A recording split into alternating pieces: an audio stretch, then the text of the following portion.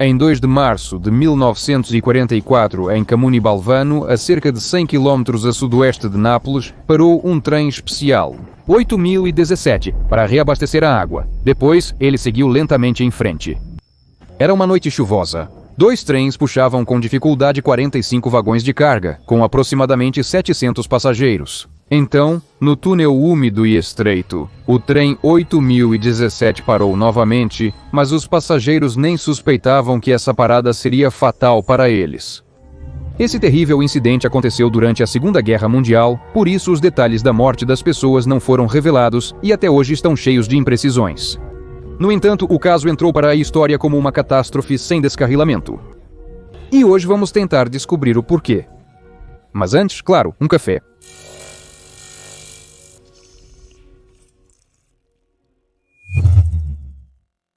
Lembro discretamente para fazer algo abaixo do vídeo. Então, o trem número 87 partiu de Salerno para o interior ao sul da cidade, atravessando os Apeninos, ou seja, passando pelas montanhas. O trem era de carga e não deveria transportar passageiros. Mas era 1944 e naquela época, tanto militares quanto civis frequentemente pegavam qualquer trem disponível. Ao passar pelas comunas ou cidades de Eboli, Persano e Romagnano, o trem 8017 pegou mais de 600 passageiros, principalmente mulheres e crianças. E todos eles chegaram a Balvano. Balvano era uma cidadezinha entre 2 túneis longos. Nos Apeninos, como eu já disse, estava chovendo, e isso é uma parte importante da história. As pessoas que embarcavam no trem esperavam comprar comida nas cidadezinhas da Basilicata. Naquela época, as pessoas pagavam pela comida com cigarros, lâminas de barbear, pedaços de sabão e outros pequenos bens de consumo que a guerra transformou em instrumentos de troca. Era uma época muito difícil, Nápoles praticamente não tinha alimentos e sua população morria de fome. Então, as pessoas faziam tudo o que podiam apenas para sobreviver.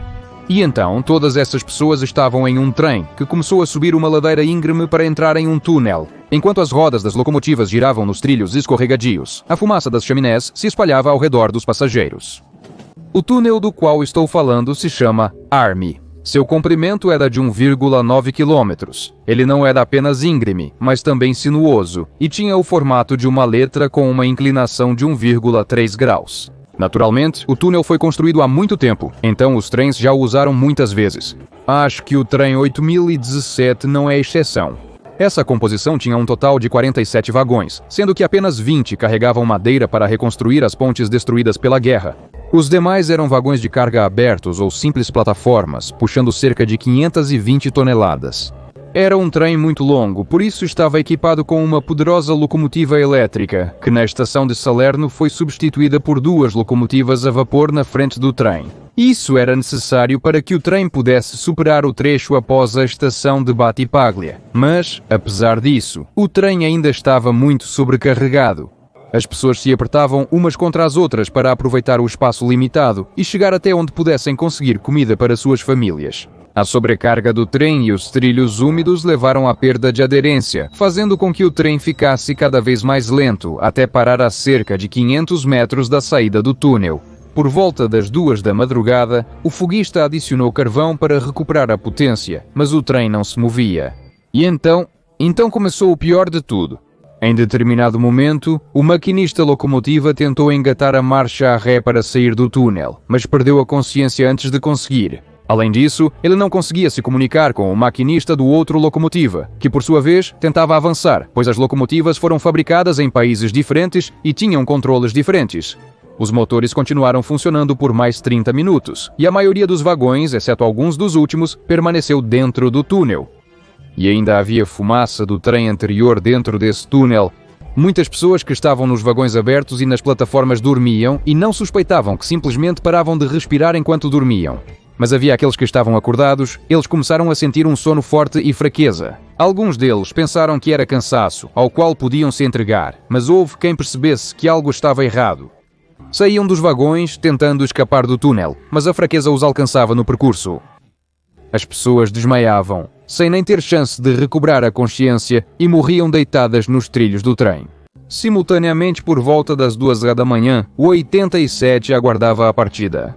Mas o chefe da estação, Giuseppe Salonia, ainda não havia recebido nenhuma mensagem da estação Bellamurro, para onde o 8017 deveria chegar após o túnel. Preocupado com o fato de que a viagem, que não poderia durar mais de 20 minutos, já durava mais de 2 horas. E temendo o pior, o chefe da estação enviou seu subordinado, Giuseppe de Venuto, para descobrir qual era o problema. Giuseppe chegou até o túnel, chegou até a entrar nele, mas o que viu o deixou horrorizado. Todo o espaço estava coberto por centenas de cadáveres. Os corpos estavam espalhados nos trilhos, ao lado dos trilhos e dentro dos vagões. Às 5h40 da manhã, Giuseppe voltou para a estação, chorando inconsolavelmente. Eles estão todos mortos, ele soluçava. No entanto, existe outra versão dos acontecimentos. De acordo com ela, o condutor de freio do trem 8017, Michele Polo, estava em um dos últimos vagões, ou seja, fora do túnel. Quando o trem parou e não se movia, Michele desconfiou que algo estava errado. Depois ele ouviu sons estranhos vindos dos vagões de carga adiante, e ao olhar para o túnel, viu dezenas, centenas de corpos espalhados pelos trilhos. Horrorizado, ele voltou a pé para a estação Balvano e anunciou que todos que estavam no trem, 8017 pessoas, estavam mortos. Quando ele chegou, os socorristas correram para o túnel na locomotiva 525. A locomotiva chegou ao local, e de dentro do túnel ainda vinha o som dos motores parados, que ainda resfolegavam lentamente. Eles queriam tirar o trem 8017, mas a quantidade de corpos nos trilhos não permitiu nem mesmo mover o trem do lugar. Somente cerca de 40 sobreviventes nos vagões finais receberam ajuda. A segunda equipe de resgate chegou às 8h40.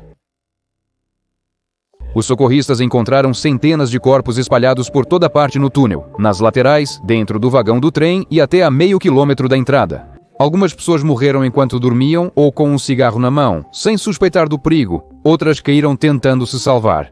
Aqueles poucos que conseguiram ser retirados do túnel com vida, mas inconscientes, sofreram danos cerebrais irreversíveis. As locomotivas em funcionamento continuaram liberando gases tóxicos por horas, envenenando até aqueles que poderiam ter sido salvos se a ajuda chegasse mais rápido. Um fato interessante e um pouco assustador. Socorristas descreveram os rostos das vítimas como agradáveis e satisfeitos, mas com gotas de sangue no nariz. Posteriormente, o trem foi rebocado à estação Balvano, onde os militares recrutaram voluntários entre os habitantes locais para lidar com os corpos. Os passageiros foram alinhados nas plataformas da estação, exigindo uma ação. Dos cerca de 520 mortos, apenas 235 foram identificados, e o restante eram apenas pobres coitados que tentavam sobreviver à guerra como podiam. Os soldados na estação sugeriram queimá-los em um campo próximo, mas o dono de um terreno em Balvanu, perto do cemitério da cidade, interveio. Ele cedeu seu terreno para o sepultamento, e já durante o dia foram cavadas 4 valas comuns junto ao muro do cemitério. Nelas enterraram os não identificados. No dia seguinte, a linha foi reaberta. Tragédia é tragédia, mas os trens precisavam circular. Mas e quanto às causas do ocorrido? A causa da morte das pessoas é envenenamento por monóxido de carbono, devido à queima de combustível nas locomotivas dos trens na época. Substitutos de carvão de baixa qualidade, pois devido à guerra era impossível conseguir carvão de alta qualidade. Esses substitutos produziam um excesso de monóxido de carbono inodoro praticamente imperceptível, mas incrivelmente tóxico. Simultaneamente, liberava-se menos calor, porém, mais cinzas sulfurosas. Esse substituto de carvão foi proibido nos Estados Unidos da América e no Reino Unido. Mas a Itália daquela época simplesmente não tinha escolha. Em certas circunstâncias, isso não era tão perigoso, mas naquela noite as pessoas simplesmente tiveram muito azar. No túnel confinado do exército, o monóxido de carbono era fatal. A única, e para ser sincero, fraca consolação é que a morte de todas essas pessoas não foi dolorosa. A maioria dos passageiros dormia, então inalaram o monóxido de carbono e não despertaram. E como mencionei antes, o ar no túnel já estava cheio de fumaça, pois pouco antes havia passado outro trem. As tentativas dos maquinistas de mover o trem novamente fizeram com que as locomotivas produzissem ainda mais fumaça, saturada de monóxido de carbono. Como resultado, todos sufocaram, tripulação e passageiros, sem tempo para entender o ocorrido. O que me pareceu ainda mais terrível foi que essa tragédia não foi a primeira. Em fevereiro de 1944, condições semelhantes levaram a uma morte na ferrovia Battipaglia-Metaponto. O homem se intoxicou com gás do carvão de má qualidade, perdeu a consciência e foi esmagado entre a locomotiva e o vagão que transportava esse carvão. E embora o homem tenha morrido, nenhuma medida foi tomada para evitar que a tragédia se repetisse. Mas basicamente, essa era uma estratégia comum. A linha Nápoles-Potenza era uma das linhas ferroviárias mais difíceis e isoladas do país. Os trilhos serpenteavam montanha acima e por riachos, passando por túneis escavados em inclinações próximas aos limites máximos permitidos para a passagem. Em regiões e túneis pela Itália, acidentes por intoxicação com monóxido de carbono ocorriam periodicamente. Por isso, no final dos túneis mais longos, às vezes maquinistas reservas esperavam para pularem locomotivas em movimento e assumi-las, no lugar daqueles que estavam inconscientes na cabine. Os próprios maquinistas também sabiam que, ao se aproximarem dos túneis, deveriam cobrir o nariz e a boca com um pano úmido para não desmaiar. No geral, uma situação comum para aquela época acabou se transformando em uma catástrofe. Mas apesar de terem morrido de 521 a 527 pessoas, existem dados de que alguns conseguiram sair do túnel. Acreditar nesses dados ou não, cabe a você decidir. Por exemplo, Domenico Miele, sentindo-se mal e praticamente sufocando, conseguiu descer do trem e sair do túnel. Quando ele recobrou a consciência após respirar ar fresco, descobriu que seu cabelo estava completamente grisalho. Francesco Imprato sobreviveu porque conseguiu rastejar para fora do túnel, mas um de seus parentes morreu sufocado. Resta, no entanto, uma pergunta importante, e ela exige uma resposta. Por que o trem parou no túnel? Na verdade, ninguém sabe ao certo. Houve relatos contraditórios sobre o motivo disso ter acontecido. Por exemplo, alguns relatórios sugerem um obstáculo, mas não há nenhuma prova. Outros dizem que o trem, estando sobrecarregado, não conseguiu continuar, colidiu com uma locomotiva danificada, perdeu a tração e, apesar de tentar dar marcha à ré devido à inclinação acentuada, não conseguiu sair completamente do túnel. Outra teoria diz que o trem 8017 colidiu com outro trem que vinha na direção oposta. Mas isso é improvável, já que a ordem para continuar foi dada pela estação. Se houvesse um trem vindo na direção oposta, os maquinistas saberiam disso. Porém, no inverno, a região montanhosa provavelmente só tinha gelo ou umidade. Isso fez as rodas deslizarem nos trilhos molhados, fazendo o trem perder velocidade. Além disso, ele estava claramente sobrecarregado, e sobrecarregado de forma significativa. Em Éboli, passageiros sem bilhete foram obrigados a descer, mas nas paradas seguintes, outros embarcaram, até que o número total de passageiros chegou a cerca de 600. Isso acabou sendo gente demais para que ele pudesse se mover com velocidade suficiente nessas condições climáticas. Infelizmente, dificilmente saberemos com certeza as causas do que aconteceu. A catástrofe aconteceu no período mais caótico para a Itália durante a Segunda Guerra Mundial, quando o país estava dividido em duas partes. A população, principalmente no sul, passava fome. E além do fato de essa catástrofe monstruosa ter se perdido nas crónicas de guerra, ela foi imediatamente censurada pelas tropas. Muitos documentos foram destruídos. O restante ficou confuso por depoimentos contraditórios de pessoas traumatizadas, famintas e exaustas pela guerra. Essa história foi mantida em segredo por muito tempo, embora tenha sido uma das mais terríveis e incomuns catástrofes ferroviárias do século. Por cerca de 7 anos após o acontecimento, ninguém falava sobre o que aconteceu. E quero dizer, ninguém mesmo. Nenhuma informação oficial, nem mesmo o número exato de mortos e sobreviventes era conhecido. No final, as informações sobre a catástrofe só foram divulgadas em 1951. O moral da Itália já estava baixo, e a notícia sobre a catástrofe só pioraria a situação. Portanto, até 1951, nenhuma investigação apropriada foi conduzida. Se hoje é possível reconstruir em detalhes a catástrofe de Balvano, isso se deve, antes de tudo, às investigações tardias que, ao longo de muitos anos, foram conduzidas de forma independente por Gianluca Barneschi. Este é um jurista e escritor romano que reuniu todos os dados no livro Balvano 1944, Investigação de uma Catástrofe Distante. O livro foi escrito no início dos anos 2000. Porém, somente em 1951, uma comissão parlamentar finalmente investigou o caso, apesar das provas cruciais já terem desaparecido há muito. No final das contas, as causas foram apontadas como excesso de peso, carvão de má qualidade e ventilação insuficiente. E as ferrovias estatais da Itália negaram sua culpa. Todas as vítimas foram classificadas como vítimas de guerra. Oficialmente, 517 pessoas morreram e 90 foram intoxicadas, mas sobreviveram. Isso corresponde a quase uma centena de sobreviventes mencionados em uma das fontes. Esses sobreviventes eram principalmente daqueles vagões que, por sorte, estavam fora do túnel. A causa principal da tragédia é apontada como a falta de controle por parte das autoridades ferroviárias, que toleravam um grande número de passageiros sem bilhete no trem. As autoridades ferroviárias aparentam discordar, mas o fato permanece. A causa imediata foi a falta de coordenação entre os maquinistas dos dois trens. Como eu já disse, eles tentaram agir em conjunto, mas não conseguiram chegar a um acordo a tempo. Além disso, o número de mortos aumentou devido ao atraso nos trabalhos de resgate. Por isso, os chefes das estações Balvano e Bella Murro foram acusados pelo atraso.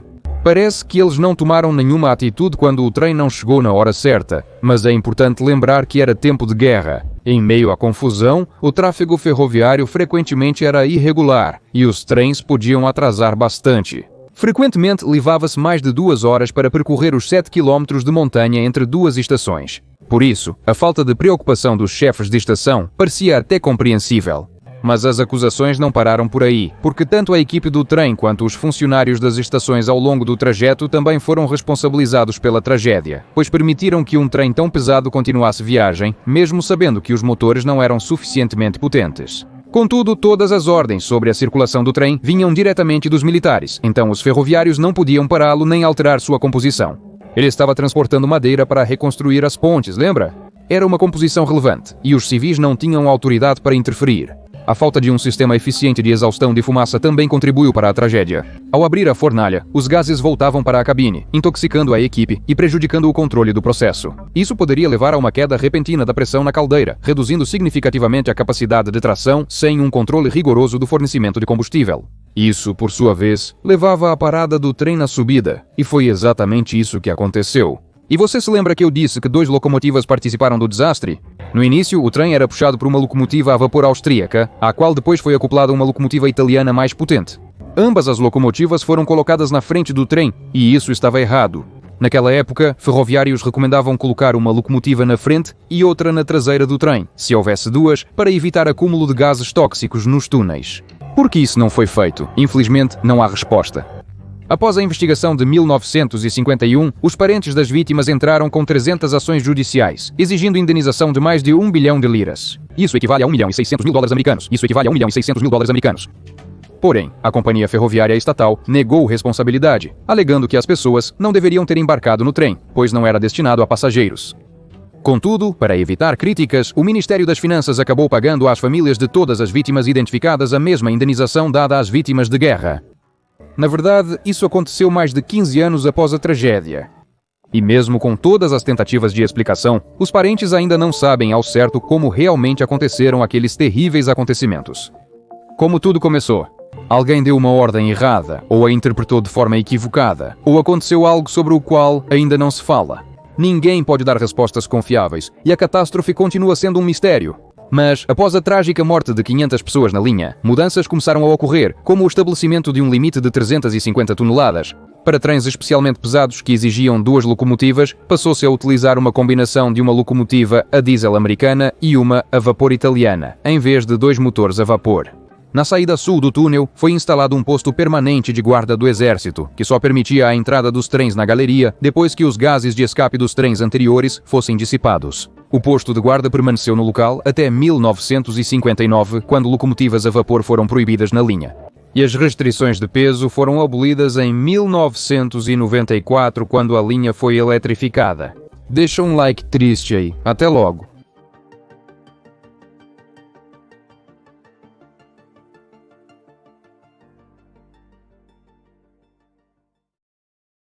Legenda criada por mim.